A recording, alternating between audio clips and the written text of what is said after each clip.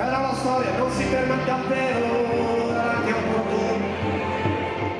Cantano abbracciati, alzano i loro palloncini, i cartelloni con cui dicono a tutti «Noi ci siamo, siamo il sociale». Il sociale, un nome collettivo per indicare una moltitudine di individui che vuole essere parte integrante del mondo, non trascurata, non dimenticata, non di serie B.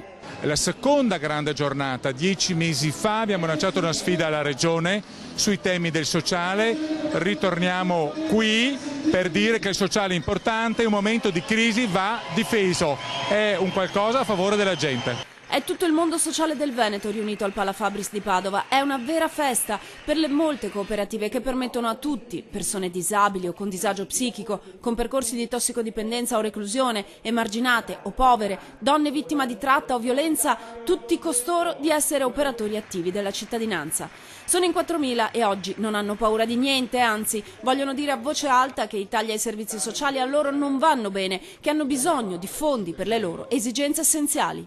Noi siamo veramente stanchi di questa situazione, noi vogliamo poco, non vogliamo di più, vogliamo l'indispensabile. Ci sono milioni di tagli che si stanno ripercuotendo, bisogna quindi razionalizzare bene, bisogna garantire i livelli essenziali di assistenza. Qualche volta la classe dirigente non è all'altezza di quello che i cittadini chiedono e credo che questo sia uno dei momenti in cui è più lontana.